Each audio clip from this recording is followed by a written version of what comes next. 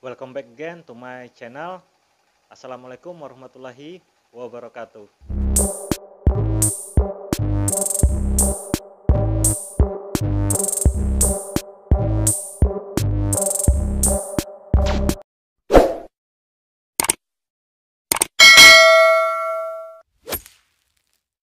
Jadi pada video kali ini gua akan melanjutkan part 2 cerita tentang Sewu Dino. Buat teman-teman yang belum nonton part 1 sudah saya tulis di link deskripsi ya. Silakan teman-teman buka. Jadi ini merupakan story horror tweet Simple Man ya. Akun Simple Man. Beliau ini merupakan penulis dari cerita KKN di Desa Penari. Nah, ini merupakan salah satu tulisan beliau juga, yaitu tentang cerita Sewu Dino atau kisah santet, kisah nyata yang berasal dari tanah Jawa, tepatnya Jawa Timur, yang terjadi pada tahun 2001. Oke teman-teman, baik, kita lanjutkan dan kita baca isi tweet dari Simple Man.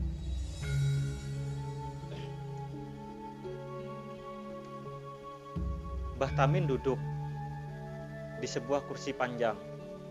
Matanya menerawang jauh di teras rumah gubuk. Sementara Sri dan yang lain berdiri, siap dengan penjelasan tentang semua ini. Suasana hutan kian mencekam. Setiap sudut pohon seakan hidup, seakan mengamati mereka. Sri merasa kecil di tempat ini. Jadi di sini Sri merasa ketakutan sekali ya. Dia ditaruh bekerja di sebuah hutan, bahkan jauh dari sebuah kota atau desa. Baik teman-teman, kita lanjut. Aku masih ingat, anak kecil cantik ceria belum punya dosa. Seperti baru kemarin rasanya. Tapi sekarang anak kecil itu terbaring sakit melawan kodrat nyawanya hanya karena santet dari manusia biadab. Wajah Mbah Tamin menegang. Kosakata kalimatnya seperti penuh amarah, membuat Sri dan yang lain bergidik ngeri. Anak kecil itu Dela, dia yang di kamar. Santet, ucap Sri dan yang lain bersamaan. Wajah Sri dan yang lain semakin menegang. Iya, karena itu dia disembunyikan di sini biar bisa bertahan sampai ketemu cara memasang santetnya.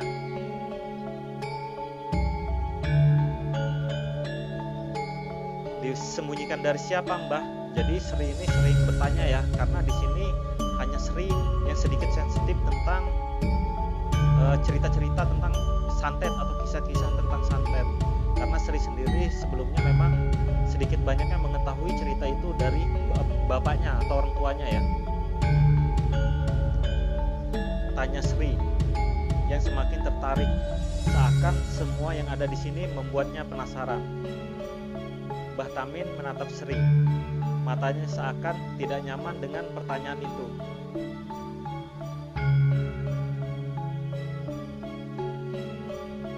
Jadi Mbah Tamin berkata, banyak yang tidak kamu ketahui. Lebih baik tidak tahu saja. Suasana menjadi hening sesaat. Mbah Tamin mengambil sebuah kotak, mengambil sejumput daun kering dari dalam kotak itu, memelintirnya dengan kertas. Sebelum menyesapnya kuat-kuat, asap mengepul dari mulutnya. Jadi Mbah Tamin sekarang lagi merokok nih teman-teman. Nah, di sini Mbah Tamin akan memberitahu tugas dari Sri, Dini, dan Erna. Jadi Mbah Tamin berkata, sekarang waktunya saya memberitahu tugas kalian di sini.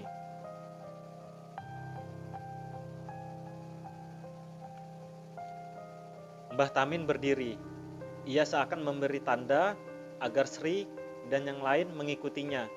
Ia berjalan di samping sisi rumah. Banyak sekali potongan kayu yang disusun. Memang rumah ini terlihat mengerikan dengan pencahayaan yang hanya dari lampu Petromax. Selain itu, kegelapan ada di mana-mana. Jadi di sini bisa teman-teman bayangkan ya, tiga orang wanita tinggal di sebuah hutan bersama seorang kakek-kakek tua. Luar biasa.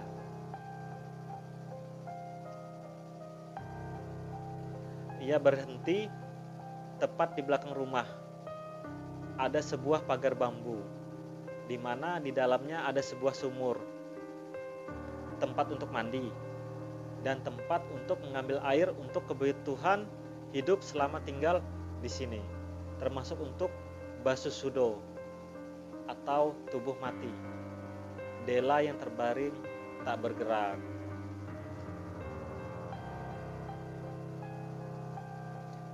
Hanya Sri yang berinisiatif bertanya, terutama ketika soal memandikan itu.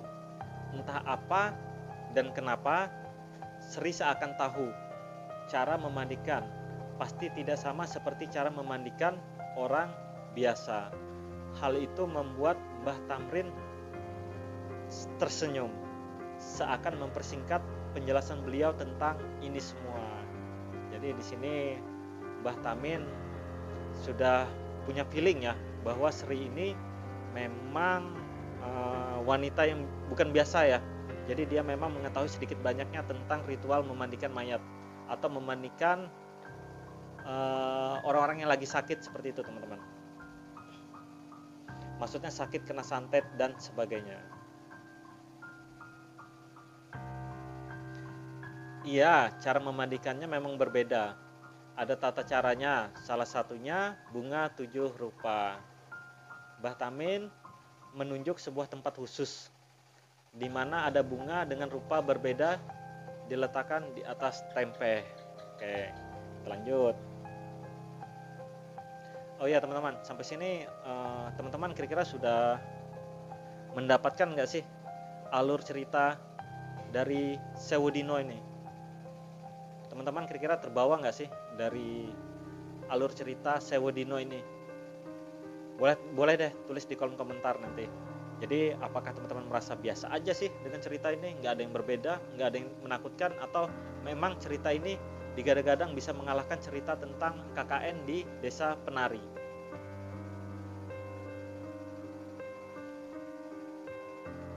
Dengan cekatan, Mbah Tamin mengisi baskom dengan air, mencampurnya dengan bebungaan itu, membawanya ke kamar tempat Della tertidur.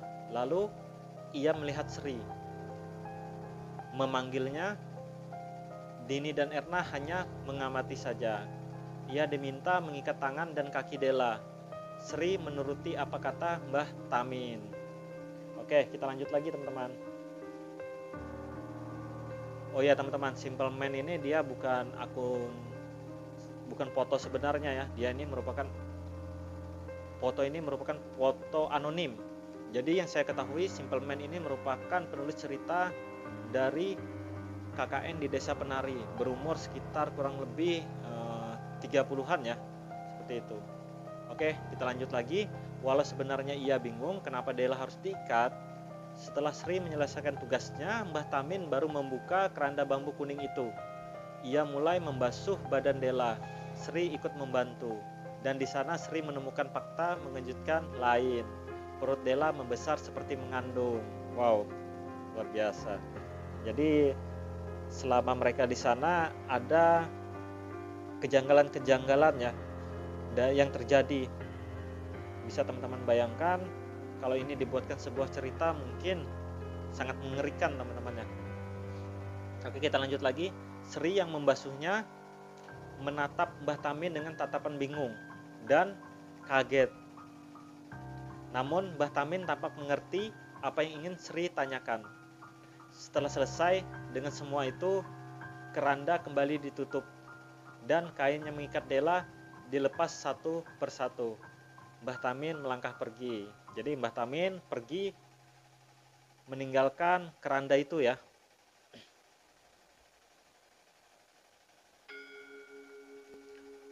Mbah, kata Sri mengejar Mbah Tamin di belakangnya. ada Dini dan Erna yang tidak tahu apa yang Sri lihat. Nanti saya ceritakan kalau kamu sudah siap saja, kata Mbah Tamin. Tugasmu kabeh ngurus Dela. Tugas kalian mengurus Dela. Jadi ditegaskan sekali lagi dengan Mbah Tamin bahwa tugas ketiga orang ini yaitu mengurus Dela yang sedang sakit karena guna-guna atau santet. Jadi di sini diceritakan sudah 3 hari berlalu. Sri, Dini, dan Erna bergantian mengurus Dela. Mulai memandikannya, memberinya minuman. Gadis itu lebih seperti gadis yang tengah koma dibandingkan gadis yang disantet. Entah oleh siapa dan bagaimana latar ceritanya, masih terlalu awam untuk tahu, pikir Sri.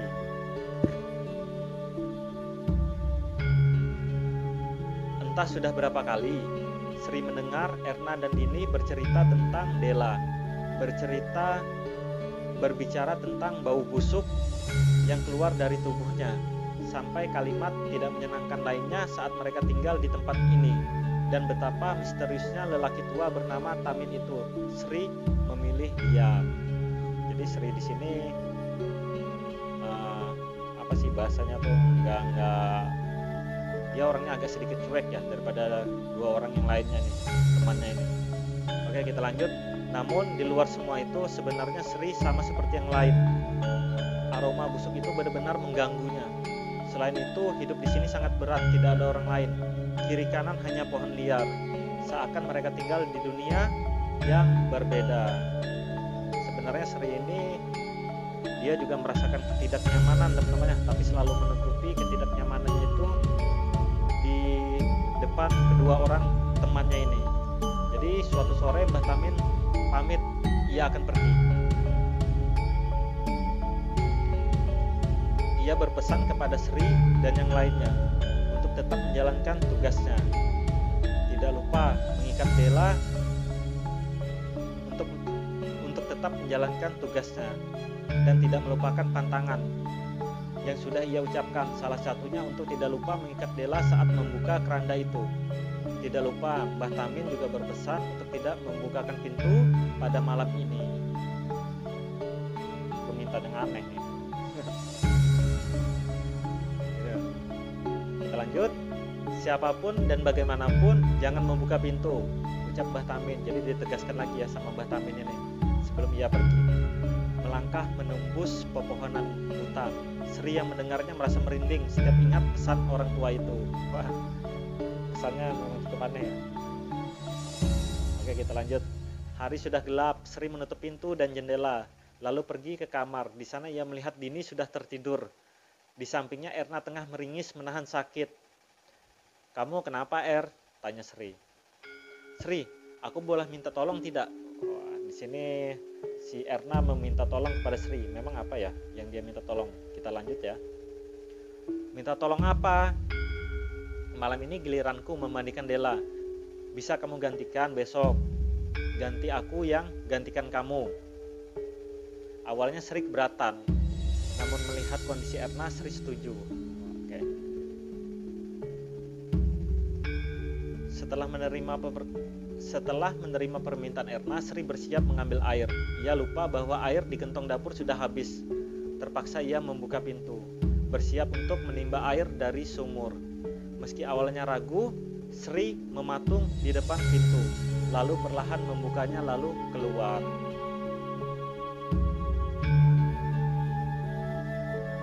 Entah perasaan tidak enak macam apa yang Sri rasakan malam ini. Lebih hening dari biasanya. Tidak terdengar suara binatang malam, seakan membawa ketakutan Sri yang selama ini ia tahan menyeruak keluar. Sri melangkah keluar. Ia cepat-cepat pergi ke sumur, menimbanya, lalu kembali. Tapi apa nih? Oke, kita lanjut. Dari sudut mata Sri, jauh di salah satu pohon besar di samping pagar bambu kamar mandi, Sri melihat ada wajah yang mengamati. Saat Sri menatapnya, wajah itu menghilang. Sri terdiam cukup lama, namun ia tetap melanjutkan tujuannya. Ia harus cepat melakukannya.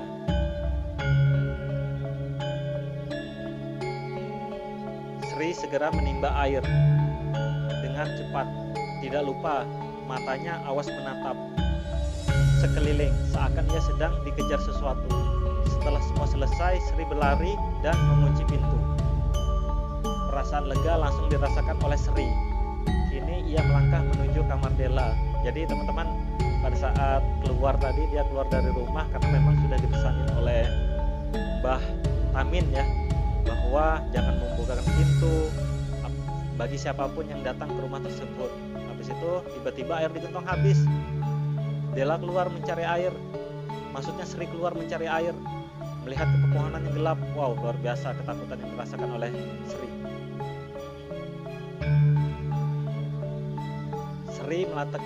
Sri meletakkan airnya. Taburan kembang sudah ia lakukan. Kini Sri membuka keranda bambu kuning, mulai membasuh tubuh Erna dengan handuk kecil. Ia masih tertuju pada perut besarnya. Jadi di sini Sri penasaran ya dengan perut besar yang ada di tubuh Della.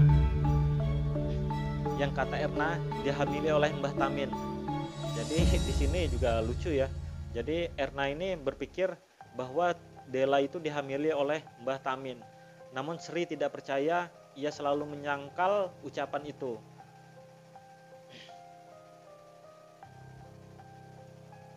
Sri terus membasuhnya hingga sampai ke tangannya yang penuh luka borok. Di sana Sri terdiam. Ia lupa belum mengikat tangan dan kaki Erna. Saat Sri baru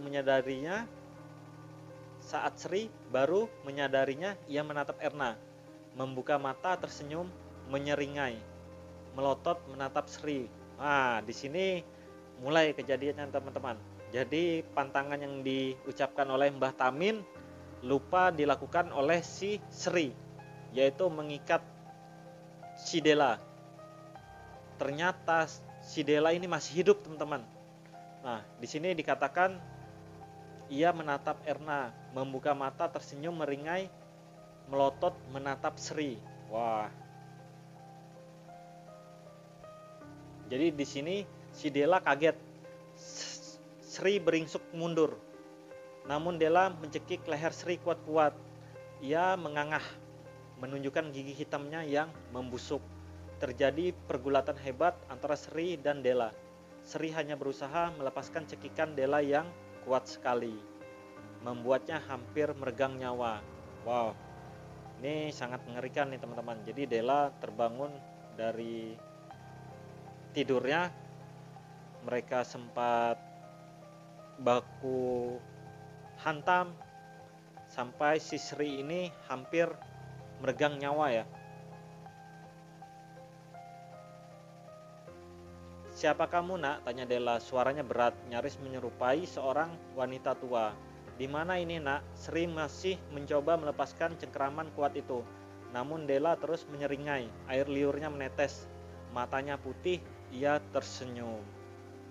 Jadi bisa teman-teman bayangkan lah seperti apa sosok si Della ini dari tulisan Simple Man. Jawab kalau ditanya. "Siapa Anda?" tanya Sri terbata-bata. Napasnya mulai sesak.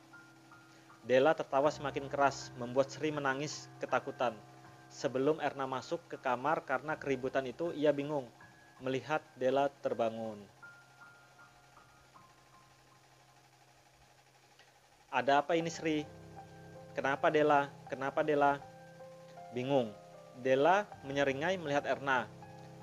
Sebelum akhirnya melepaskan cekikan itu, ia melompat ke atas ranjang, merangkak kemudian seakan tertawa kegirangan.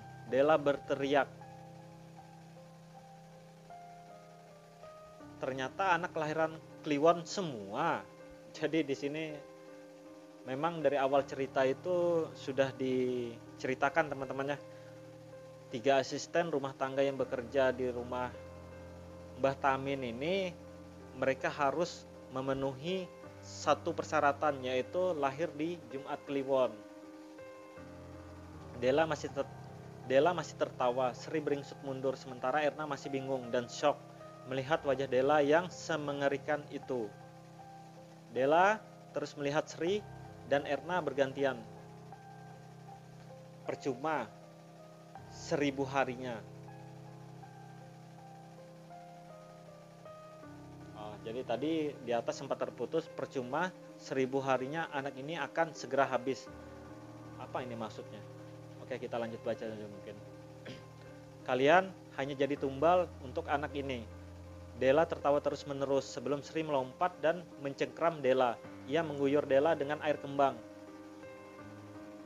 Jadi Della berteriak kesakitan di sini teman-teman ya. Kamu ngapain? Ambilkan tali hitam itu, teriak Sri pada Erna. Erna yang sempat kebingungan bergegas mengambil tali itu. Sri mengikatnya tepat di lehernya. Ada apa ini Sri? Erna ikut menahan tubuh Della yang meronta. Jadi di sini diceritakan Della masih meronta-ronta teman-teman ya, karena dia dimasuki oleh salah satu sosok makhluk astral kelihatannya nih. Sebelum akhirnya Della menjadi tenang dan ia kemudian tertidur kembali. Sri baru mengikat tali itu dengan benar. Ia mengangkat Della kembali ke ranjangnya, menutupnya dengan keranda bambu kuning. Wajah Erna dan Sri masih tidak percaya atas apa yang baru saja terjadi. Oke, kita lanjut lagi teman-teman. Erna mulai menangis. Aku kepengen mulai, aku ingin pulang. Jadi di sini sangat takut sekali ya si Erna ya, sampai menangis seperti itu. Sri tidak berkomentar. Ia sadar bahwa sekarang ia juga ingin pulang. Hanya saja bila bukan karena sudah terikat dan pasti ada risiko yang sudah menunggu bila mereka pulang, lantas apa yang disembunyikan oleh Simbah? Nah, jadi di sini semua sudah merasakan ingin pulang ya. Sampai-sampai menangis seperti itu mereka. Cuman memang Sri sudah menyadari apabila dia pulang, maka akan ada risiko yang timbul. Sri menceritakan semuanya kepada Erna. Ia lalai dalam menjalankan tugasnya karena panik. Ia membasuh Della tanpa mengikat tali di kaki dan tangannya terlebih dulu. Namun gara-gara itu, Sri menyadari santet macam apa yang memasukkan iblis sekuat itu hanya untuk menghabisi nyawa. Oke, kita lanjut ke tweet lagi nih.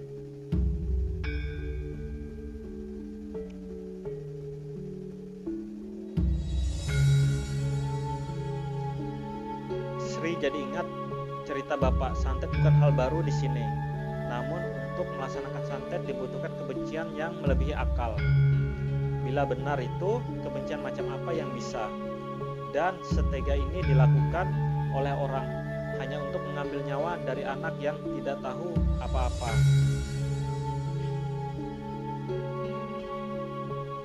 Namun dibalik semua itu, santet ini adalah kali pertama Sri lihat seperti ada teka-teki, seakan ada yang ditutupi. Pasti ada jawabannya, pasti ada jalan keluarnya. Namun apa? Sri tidak tahu apapun dari keluarga ini. Dan kenapa anak ini sebegitu berharganya sampai Sri teringat. Jadi teman-teman, di sini memang di sini kelihatan tokoh utamanya itu merupakan Sri ya.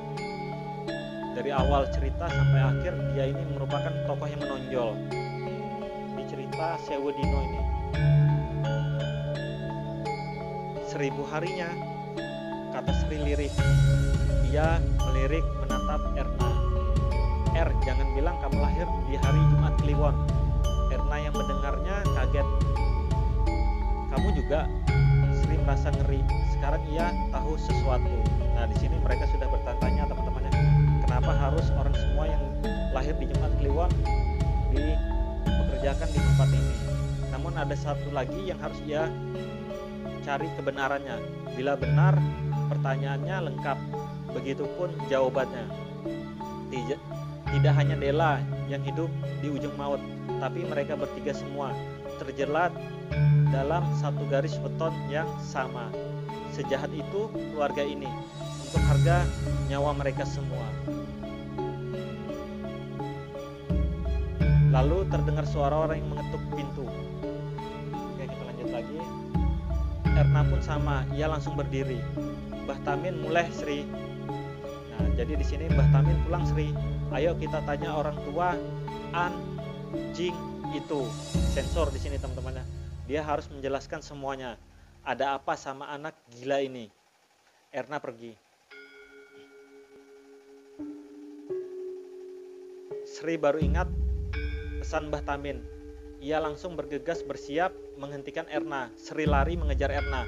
Untungnya ia masih sempat mencengkram lengan Erna. Mereka terdiam di depan pintu. Suara ketukan itu terdengar lagi. Setiap ketukannya terdiri dari 3 ketukan. Semakin lama, ketukannya semakin cepat, semakin cepat, semakin cepat, sampai tidak ada ketukan lagi. Erna dan Sri saling berpandangan bingung. Keheningan menenggelamkan mereka di dalam rumah itu sebelum sesuatu menggeprek pintu dengan keras hingga membuat mereka tersentak.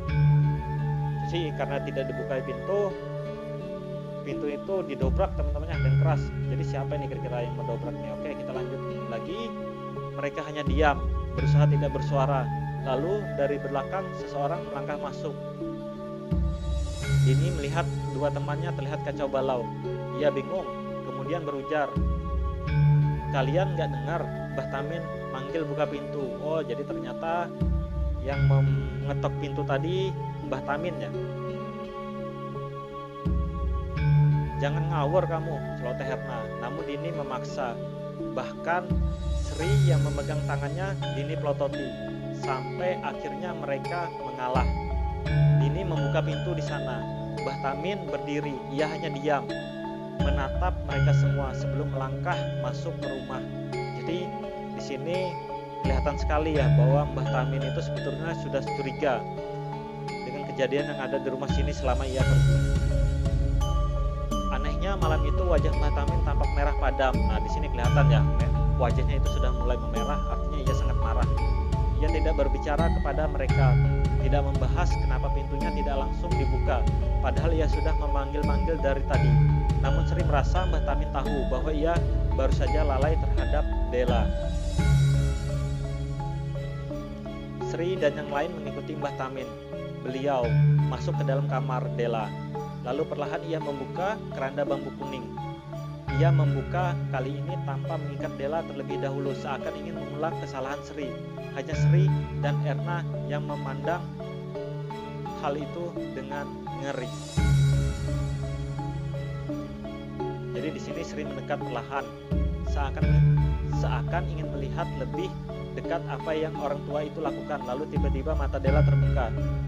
Ia melihat Mbah Tamin, menatapnya cukup lama sebelum menangis meraung layaknya gadis kecil. Dela hanya menangis. Di sini Mbah Tamin hanya bisa membelai rambut Dela. Wah, jadi dia bisa merasakan apa yang dirasakan oleh Dela ya. Berusaha menenangkannya. Pemandangan itu seperti melihat seorang ayah dan anak yang saling mengasihi. Namun Sri masih belum mengerti kenapa seakan Dela yang ini berbeda dengan Dela yang Sri dan Erna temui tadi.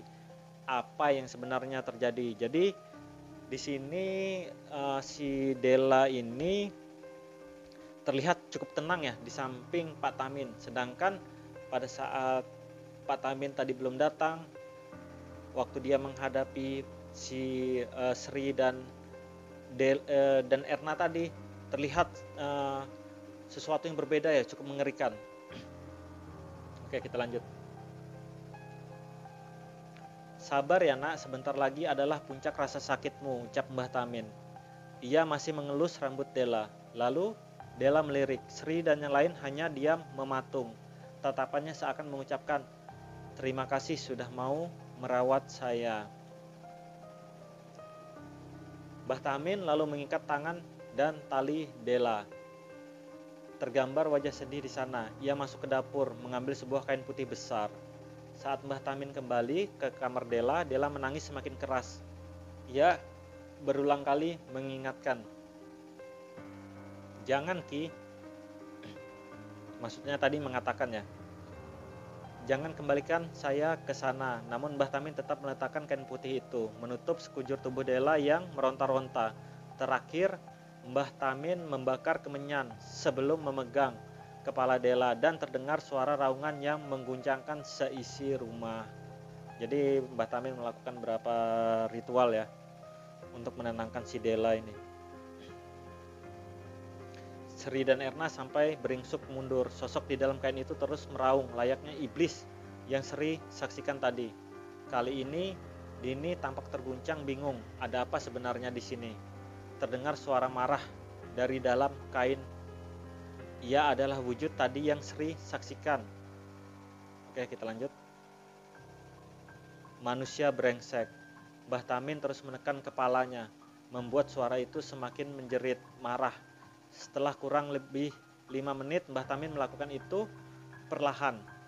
Sosok itu mulai tertidur dan Mbah Tamin membuka kain itu. Ia melihat Dela memejamkan matanya. Jadi di sini Dela sudah cukup tenang, teman-teman. Kalian ikut saya, kata Mbah Tamin memanggil mereka.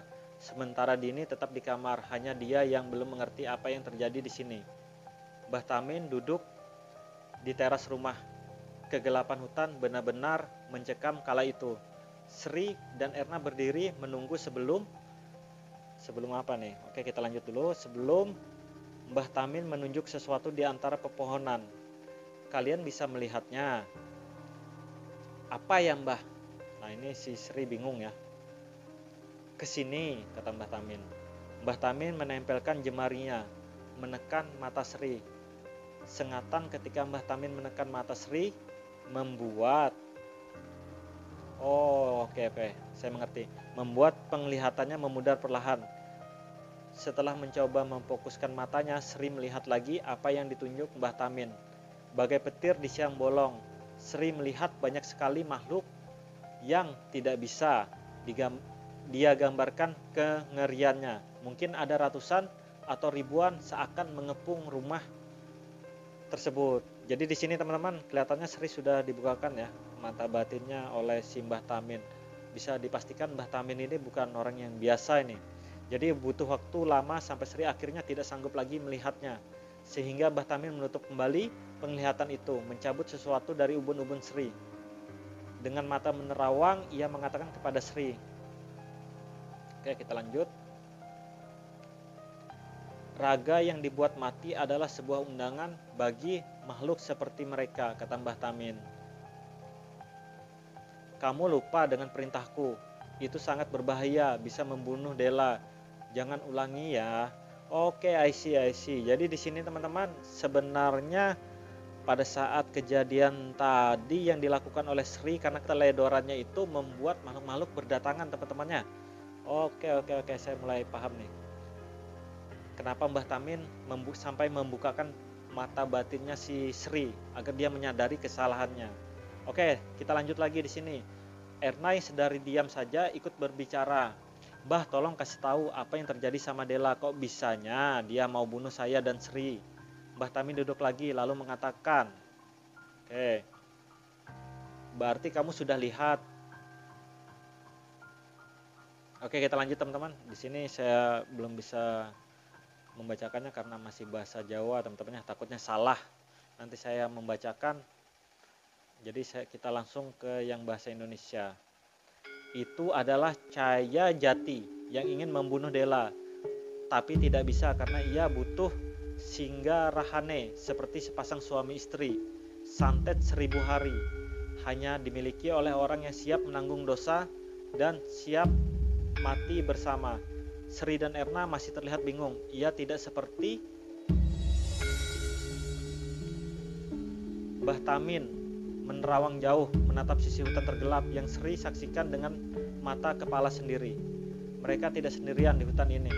Dengan suara berat Mbah Tamin mengatakannya. Terlalu awal untuk mengerti ini. Jadi di sini Mbah Tamin dia tidak mau menjelaskan seutuhnya cerita ini atau kisah ini karena menganggap Sri dan si Erna ini belum pantas ya untuk mendengarkan cerita ini ya. Intinya ilmu santet 1000 hari adalah pembuka ritual untuk menghabisi satu garis keluarga sampai habis keseluruhannya. Oke, kita lanjut. Setelah percakapan itu, Mbah Tamin melangkah masuk ke dalam kamar, mengunci pintu, membiarkan semua kejadian itu meluap begitu saja. Dengan pertanyaan besar yang masih menggantung di atas pikiran Sri dan Erna.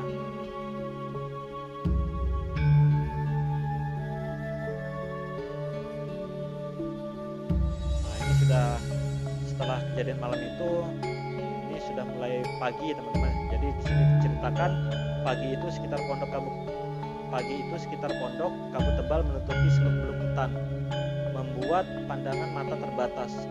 Sejak fajar menyingsing, Sri dan Yuni sudah ada di sumur mencuci pakaian untuk keseharian mereka, sedangkan Erna tengah mengasuh Della di dalam kamar, sampai terdengar langkah kaki.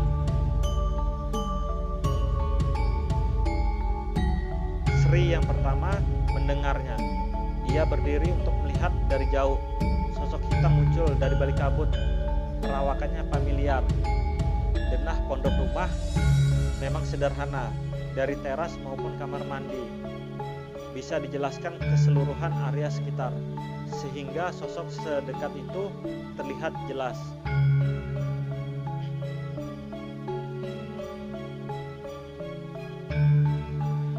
Semakin dekat sosok itu, Sri semakin yakin dan benar saja ia mematung sesaat sebelum ikut berdiri dan melihat apa yang membuat Sri tampak tercekat dalam ekspresi wajahnya.